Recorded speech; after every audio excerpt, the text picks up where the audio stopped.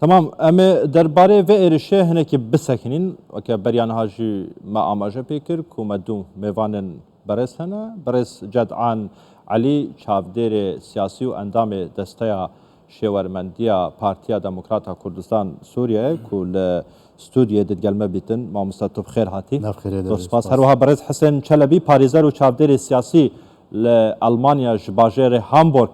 rêya Skypeê didgelme bîtin تو بخیر هاتی مام مستحسن سپاس با آمده بونات جی زور باشه کاک جدعان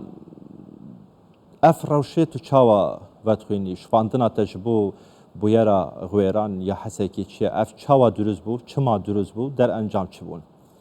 اما از بجم قاسی و کسی هرگولی و تشت ناوروکا ایریشه و قربانیا و کنگی دست بیکر و چند بون و هجمارا او نه و ادبجم حقوي دايه داونا كر امنا كفنا نافر قلياده اما ام وجه اليه سياسي فتخوينن بر برسياريا في بويري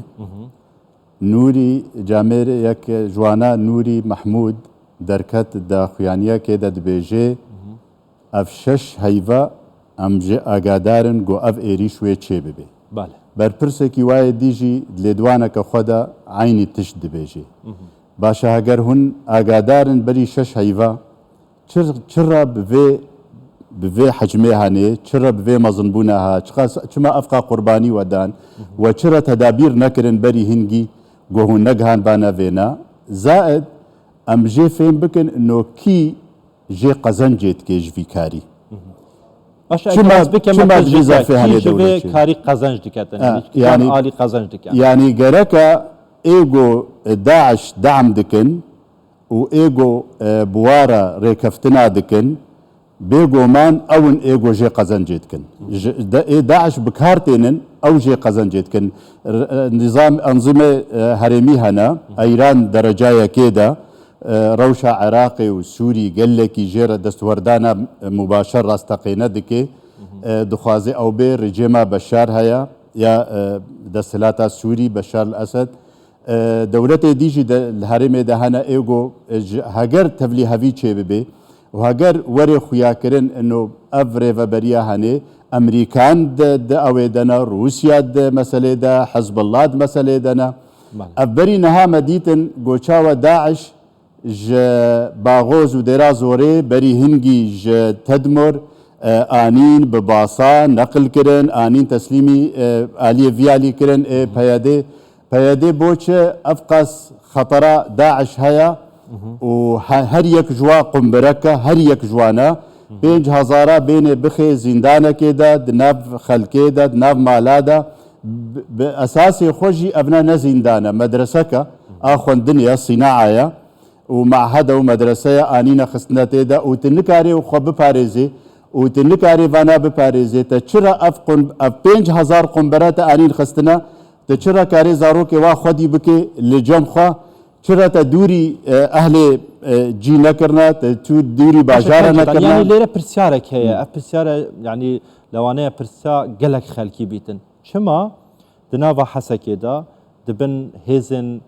دست حالاتا هيزن حسد دا كو در دورا زندان همي هاتبو پاراستن به پاسوانان به پاريزوانان شما داعش بصانهي بچند خولك كان جهشت بردري زندانه ودزاني تماميا زندانه يعني أفا علامة استفهام تعجبك سيرفيكين بيجو من صد علامة استفهام شيدكي انه ريكفتن هنا بدزي فروشتن هيا خيانت هيا خو فروشت نافواده هنا هجر نبريارا سركبه ريفابريه بتايبتي يعني چكداري مظن ان ريفابريه وانا چكداري هجر وينا كربن شخو او قال لك خطر وزحمته يعني بس ام بيجن بحسن نيه انه هناك بشكي مظن جنافوا و بلا بلند خيانات كرنا حتى جو كارينا بفيرنجي هاني ازيتي بجهنن وباللز وبز وبزحمتي چكدار بجهنا زندان بخوا بلان كريبوا ابدا بلانك قال لك بدقة مدروسة وقرك جناف بيادي وجناف قصدي أريكار بوارا هبن شخوا مهمام مظن قصدي گوچا و وانا درخي واشكره بكي وكشف بكيش خلكيره يعني زۆر باشە ئەم شما دهانا في حسێنی قناغ بزانن نەرینا کا حسێن لەسەر vەیەکێکیە کا حسێن ینی ئەف چ جۆرە پەیامێکێ دگەهێنیتن ددەمێکێدا وەکە من ئەف پرسە لە کاک جەدعانیژی کرد ینی دنابا حەسێکێدا دەردۆراوێ هەمی بەهێزان هاتووە دەور پێچکردن ینی داعش بدەمێکی گەلێکی کێم چەکدارێن داعشێ کەتن ناوا زیندانێ و تەمامی دەستدانا سەر زیندانە سیناعە چ پەیامێکی دگەهێنیتن ئەفیەک جاد إفارة بخير براستي أم ون وكرت حمو تماشاواني شانويكين أو شانوجي بردا يعني نهاتي هلاني برهنرك هي تشتت خوازه جمردشي ندريا لاينجاري خود وأمشي يعني نهات قرينه أبو يرى شبو براستي وك تو ميفاني خوش يعني زمان خوياي يعني قالك بس تقاندن يعني جديلا ام البرسر بسكرن ام تعرف برسبا بدن ام يعني بيتر بيرفكت تمام ام داخل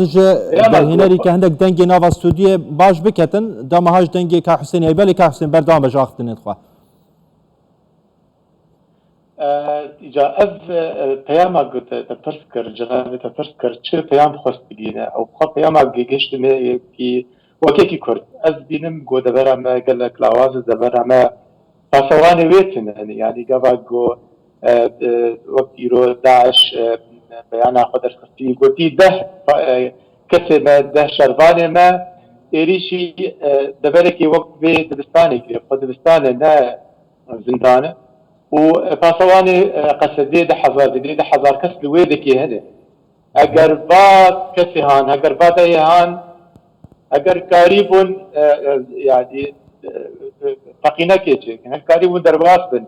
كأف فصواني قصد الكمان كما خويب كونوا حليان وكد تشول ودور أنا نارينا مد الجيم وأف مثلا حمود ساعتها أول خلص وياه يعني بيامك هودنا باك سادة كسي داعش كسي سركزي داعش إذن داني هات باش كا حسين والله هذا دنجيتا باش ناقهم يعني نزان أجف مناكم باش إنك تقطعتي ده هي دنجيتا لی به هر حال داخازش حواله دکم اگر دنگی تب چیکن باشتر بکن پشت ام وگرین باشتر جهدو فهم بکن نزانم دنگ جمن باشنیه کاک جدان زور باشه کاوسن بلا داخازش حواله کن کنترلی بلا دنگ چیکن باش کن ام جهدو فهم کن باشتر پشت ام درجه بدین گوتو بیجا خوا کاک جدان یعنی تو نبینی پیاده یپگه یا مجن هزن حسد و وان داعشانه یان وان بویرانه وکه کارتکا سیاسی بکارتینن لبرانبر کمالگاه نێوداوڵەتی بۆ چەندێک کو اعتراف بە ڕۆژئاوای کوردستانی بێکردن یعنی ڕێڤەبەریا خۆسەر مەبەستان بێکردن ئێمە ئەز گەلێکی دبینم گۆ ڕێڤەبەریا خۆسەر بێ ئانژی قەسەد بێ ئان پەیەدێ بێ ناوێ وێ چ بێ قەزەنج ژێ ینی هەبوونە داعش ناو لەپێ وادا چل هۆل بێ چل وێ دەرێ بێ چل دەڤەرنە دی بێ چ زارۆکێ وابن قەزەند ژێ نەکردە بەرەڤاژی وێ زرار گەلێکی ژێکردە زرار چلۆ زرار دگهێ ملەتێ کورد و دەڤەرێ کوردی یعنی هەبوونە ڤانە خەتەرەکە مەزن چێ دکێ سەر هەبوون و دەڤەرە ملەتێ کورد و قەدیا کوردی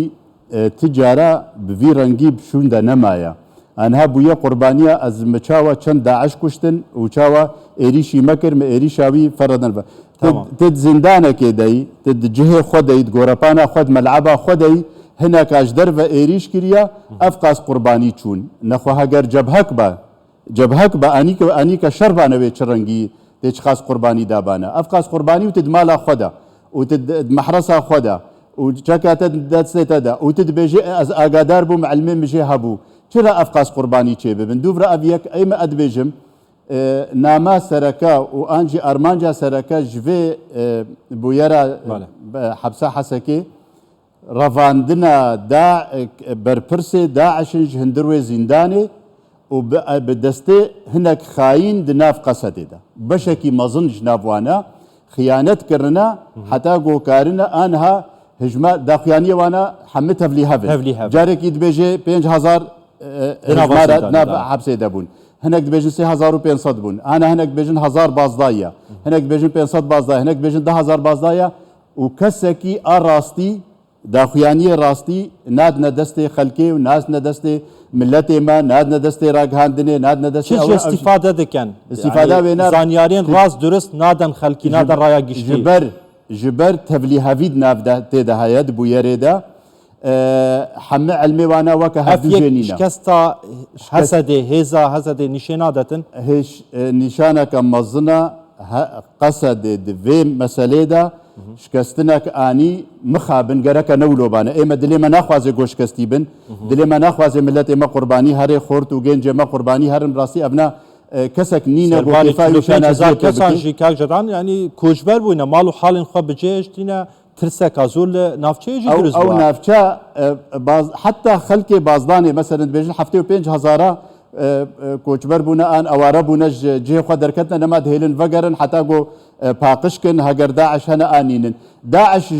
حبسا حسچا هناك دبيجن جهانا رمي جركي لقي هناك دبيجن جهانا تربسبيه هناك جهانا دربيسيه عامودي قامشلو جهانا ديرا زوري ان كردستاني ان او در يعني شنو ولو بلابون بزو هاجر جوكاك نكاري دبر سيطري قصة ديرا وبياديرا درباس ببي إلا جو تفتيش ببن أو ببن هجر نا بلانك هبي هناك جوانا نا أريكار بن بوارا شلو داعش جهاد يركي دوبرن ها نقطة كديها يا ليجو هداري ذكر الوانا دبيجن ما أو زاروك داعش أشبال داعش ما بجي كرنا لجهة أمين أو نابرنا كودر جهة أمين دبرنا ناف دبر كردي ديسا ديركي وقامشلو ودربيسيه وعمود وادره معقوله زور باشه بلا بمناخ خلقي خويا زور باشه کا حسين يعني زور جا پرست تکرین دبجن لروشاوای کردستانه يعني زانياري لسر همي چالاک وانان هنا يزن حسد آسایشا روشاوای کردستانه زانياري لسر همو چالاک وانان هنا لسر همو روشنامه وانان هيا لسر همو خرتكي هنا کو پیوندیکا سیاسی هبتن يعني قالوا چما هزا هو وك حسد بيتن وك آسایش ریوبریا خوسر یا مجن روشاوای کردستان زانیاری لسر پیلانه که داعش یا شش هیوی نبو بیتن با آسانی بچند خلک کان دست دانی سر مزنترین زندانا چکدارین داعش وک کاک جدعان بشن اف قنبلنا دل حسکی دل روشاوای کردستانه البيبي بكشاية دنج شار السر بوده بله کرم که ایوی دارم شار السر بوده از نظام دنگ يمجد البيبي بفكرة براسي بتقول إنه أم براسي وق تماشافاني شانوي كينه أم حمو أو شانوي يجي پرداينا نهتي راشتن أم نظام بيشوف شوي پردي شيء بدر هنارك هي تشيب فاضي جمر درباز كتريا أليمبيريا خده أب بويرا قلت شيء براسي كارثة نل بويرتنية بيتر برس آنين جواكي بيتر برس آنين روجبي ج برسوان وقت جناب تكرم كر أزبيبان فرج براسي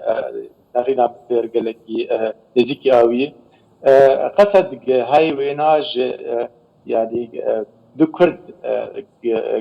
جالكي كي بتشوك شخور دكن قصد هاي وجه هي ليشلو بويرك كله مظن بي مظن بونا هاني هاي وجه تنبه يعني أنا أبو يرد مشي أبو ير أنا جين شرعي خلاص نبوي تبي يقولوا أم بينن قصد هنا زاروك أدربين دوكتيرتو دو زاروك تارفان ويجك دكه ودايكاي دركتي سر عندني باند دكه زاروك كامل بين بتشوش كفقرين حميزة ما فقرين بدستانامه ليه أتشتي هذا دخل كرن راسيكو بيمانك ناب حرب جادي مثلا نمثلا تشتكي نشكي شيف ويا بي بلان يعني أزي بقرم مثلا نوري محمود بردفكي إيه يكيتي فارستنا قال قلت قبل شش ما هاي مش مثلا أبو هاي مش هبو بتشقى برا هاتن يعني بو في اوبراسيون هانيش بو خلاص وش بو سركردي داعش بو داعش حتى آزاد بكن أبدا خويا كرن جو أب بلان هي جو إيمان نابا كسد هي شاوا ده كس بعض بيس جقدار داعش بين ذي حبسة هاني يعني لحظة ذي حزار فسواني قصد الويدكي هنا شاوا يعني كاره درباس كاره وابشكينه ودرباس بحبسه وهن كادرخينه وجيل ور بقره كا او ده حزار فسواني قصد كاب كدشو كا او يعني خويبون وك ام كرديد بجن وحليان ناباده بكيده كتشون ابتش دخيا كرن راسي جو مؤامرات قال لك مازن سرسري بكرداش اصلا مؤامرة ده صالات 10 صالات مؤامرة مشي تشتك الفيدا مريتشز ام بدستي هنا قادنه بلان كثر ما تمشي ام نظام بيتشيد يعني ام كسك انا وكرا كان بين وقت سياسه مدار وقت روج رمضان وقت بيج السيفيل قم ذيك ذي بويل تشوفين ام نظام بيتشيد بجبر راغاندنا دورد راغاندنا كنستر بخوي راغاندنا فكك دوردي او تشتك بلدك فيديوها بلدك صورتها بلدك نوشا بلدك وافراد عندنا جسد دقرو ودقيه جمال لأم وكسكي شوبينر وكسكي أم تفكير في رختني ظنن أم كارن براسي بوجدانك كرحت أم بيجن وأم يعني أفكسي هاني ند برنبري داعش شركرنا أفكسي هان مجال داني داعش يقدر باسك جسر كردي يعني داني درخينه و يعني شمال داعش وق جنابي وفرسكر وق تي فرسكر شمال داعش بيد برا هاني دبه مدرسات سيفيل نابا جاكي سيفيل ده اگر افشش ما هي وجه مسألة هي بوشي ون بديل نابي نجبو مثلا بوشي ون داعش ون حارستي زيدنا بوشي ون داعش نابد نبري كيبي يعني بوشي بلانه وعيني او بلانه و هاي داعش رو از فرض بكم جوون هاتن خافاندن از فرض بكم جزورة وش فيه بوشي عيني او بلان افد دمك كده كاحسن افد دمك كده سرباري او پشتوانيا نيف دولتي جبو هزن حسد پیدانا چکن باشو راهنان پیکرن کو اف چند سالن راهنان بوانتين کرن چک جرات داين دمك كده کو بدوانزه سيزده چکدارن پی پتين داعشه کارین کو مزنترین زندانا چکدارن داعشه بچند خلک کدا یعنی بگری افناوی و واتیا شکستا حسده یان هزن روشاوای کردستان لودره از بین بیرا جنابی دو تماشبرانی و بریا قصد یکی تین پارستنا گل هین دقابا دو کوبانی دبون ویچا رویده مگ نج تشمرگی کردستانی با نج هفايمانية الناس دولتي بايا وشغي وأفرغ سن بشكل راسي كوباني يعني أو صد مترو قد ناف استواد مابون أو جي ويلتا كذا دست داعش ده هر وها دوفرج بشتي شر ذي رختني شر با شكداري فكك قصد يا يدي شر وانا بداعش درقد وديريدجي يعني ناج أمريكا با ناج اليكاري أمريكا جعفمان باب وانا تشبه نتخص وانا تجري داعش نتشكنان افرا هنري براستي تشوي وانا تقزن جنكدي وانا تسود جددتي جبر وانا يعني كاري وانا يعني وظيفه وانا تبو دايم كرد بيشاوا ودس خدين سر كردا وتشاوا كرد تم بدس خدين وتشاوا وكردا خوينا كردا مالك كردا دبرا كردا تيخن بن بلاني في دولتها هريمي يا دولتها دي هذا وقت امريكا وقت زي دي وينا ابدا توقيع كرن جو راهي نري يعني فريق جوارات تشكل ابشكي قد ناب استوانات تجاري نبون سبب جو كاربن تي كردا بباريس مخابن باشا كابتن تدسبيكش اخيرا خدا قلت اف مؤامريكا لسر كردان تيكرن لهيانها ام نزاني اف چه جوره مؤامريكا و اف بویرا زندان صناعی توکه شانویک دانشاندان و در هنری وی هیا لپرس اویا چجوی شانویه هات قازانچ کرن جبو کردان جبو روشاوای کردستان جبو خلکی ملو داری چه هات قازانچ کرن قازانچ آوی چیه؟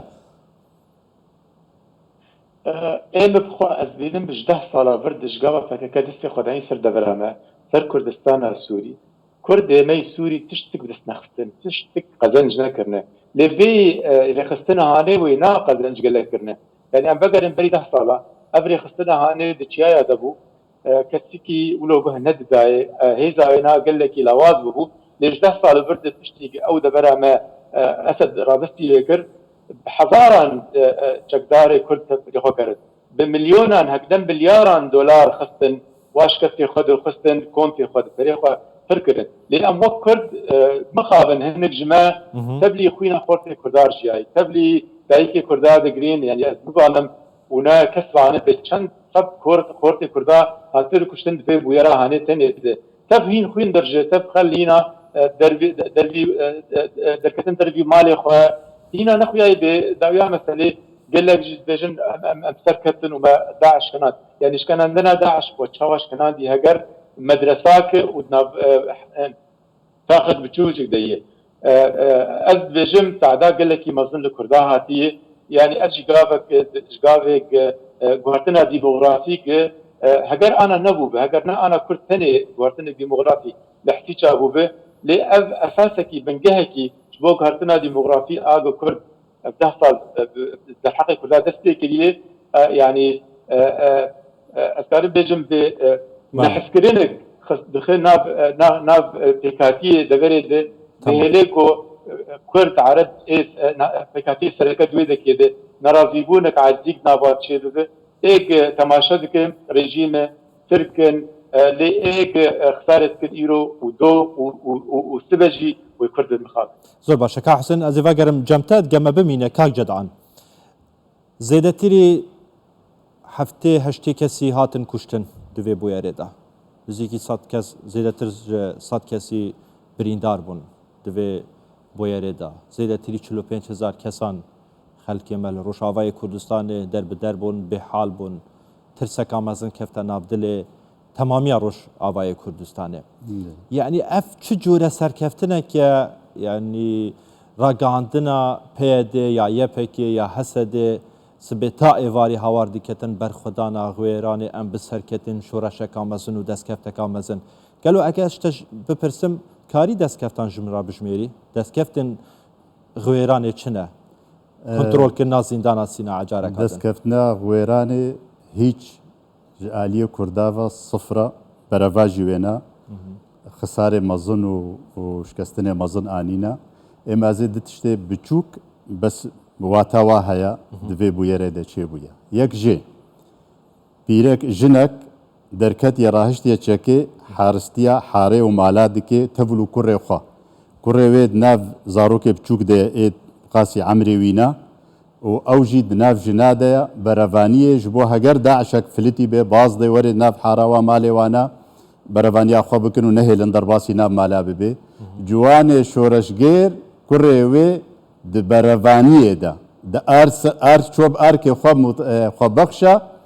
چوا گرتنا و برنا رواندنا برنا وشارتنا دکی و ناکی دیگری و ناگری او جناج ده وش پیروا دکی و ناکی گو کره وی نماشانی دکن بخوشی حوالی وانا و اویک آد دوا ویدیو بلا بو دناف سوشيال ميديا دا انه جماعات قصد ايغو هناك بشك داعش قرتبون روت کرنا جلوا چلو برگي واجوا کرنا روت کرنا هاتن يكسر پشتي بلا بو او فيديو يكسر اونا جزاكرن شكار كشاندن وبنا برداد قها افشر رحم وشفقيا معاملات توزكي او دبينن قرص بداعشرة يكسر محاسبة بن وجزاد بن بملتي كردرة بهزارة جروجا وبودا استلات حتى روجا ايرو كرياري روجانا دكي در حقا دا وده بيرا كيجي دا عيني روجي دا او كرد جواني شورشگير زاروكا درافينن حتى دفي بويري دجي ناهي اللي خلق برافان يا خبكن وجي فدي ناكن زاروكا درافينن كو اف دچ قانون و ياسا و دستورين جهاني دانية ين ديكتاتورو ين سرخو بخو الديمقراطيا داجينينا تماما اف ايم براستي ادبيجم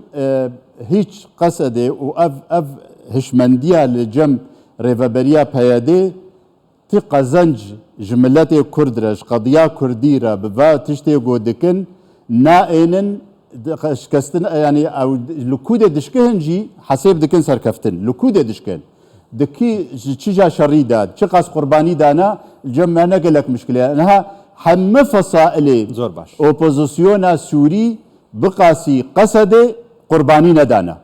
نا شهيد ونا بريندار يعني ونا ازيتا جوجهاي دفري وهرم كردي يعني زور باش داس كما از برف اولو ناخي ما برهف دودا مقارنه كي بكم نافانا دا كا ام زانب بقزن جمال جوي كاريچنا و في سياسته چيا اب سياست زرار دغهنه قضيه كردي جو بمنه خديه في سياسته تم بچك وتم بخودية بريارة بتكبي وتم هري شراء وتم ملتي كرد شراء بيني وداعش ببي وبيني وبي تجارتي وبازرقانية بكي ونفقر الجعدا كردي وجعدا كردي تضامن بشرفاني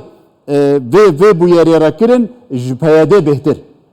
ده حمد اراده استنفار چی بود حمد اراده شوبا جواره دان حمد اراده آریکاری و دعم جواره پیشکش کرن و کیمایی و تشتی زحمت گوتی را درباست بن و روژاج بیر کرن کرنا قربانی و شروانا چاو جان فدایی و قربانی دادن او دکن مخابن پیادل وینا نافتلی هر بري خدايا انه ام سركفتنا ويا محلى النصر بعون الله زور باشا دست خوش كار جام چم كحسيني چكا دمم زور كيمي ماي كحسين دمم گله كيمي ماي بكرتي يعني يپگه پيدا لروشاوای کردستان تک عالی بریار داد بتنا سری خو بریار داد ناخوازیتن هیچ رانه کی دی کردی دگل دا يعني هف بریار بیتن هف قرار بیتن د قرار وان دا بجداری بکتن بنرین تا اگر انجمن نشتمانی کرد قبول بکر با هزا کان نشتمانی لو در دروز ببا پیشمرگین روش و گریابان روش آوای کردستان بنرین تا باشت ندبون اف قضیه رو نددان يعني بو كردان ودري باشتر ند بو دنگي كردان باشتر ند جهش بكرتي نرينا بد يعني بريارة هذا قصد نجم وانان يعني كسك هنا وإدارتك كسك هذا بريارة الدو أو بس تنفيذك أو بس جيفك نرينا بد إيرو دبرة ما بويوك أو جرد مثلث برمودا تشوفيه برمودا هكذا بكردي يقولوا به يعني انا پشمرگی لشکری روشی هک بگرن چه خوی کار کده که بیز يعني سر سينور 6 كيلومتر كاري بيجي انا بيمالك برا روسا وتركادا وامريكا جهروها جينا بالاشكري كرد ودا برد تشتي انا جقتها درمايه دبري عرب عن رقا وديريه وحكيت اش خوش برد زيدي 6 كيلومتر دور سينور ازوجن يرو بشمرجي الاشكري روج هكر بقر ذي يعني حالي هانده وجوال وذكي نبين وببن يعني جي ريش عن دراستي وقال لك اختار ليه تقولوا بجم يعني صديها يك هجيبيها بالزي بارتي يعني هذه عم تم باندكن عم بجن ليه بقرت جوينا بقر هجر كارب خوش با جردانه هيزي دربرد هيزي قوت بشين كارب خوشواب بر هكارب الكردية خبقره وإبراسي وقال لك باش بلي إبراسي بهيفين زور باشه برس حسین چلبی پاریزر و چابدر سیاسی ج آلمانیا الباجر هامبورگ تو گلما بی گلک سپاس ببره جبو ماندی بونه روها برس جدعان علی چابدر سیاسی و اندام دستور شورمندیا پارتی دموکرات کردستان لسوریا تدگلما بو گلک سپاس تاک جدعان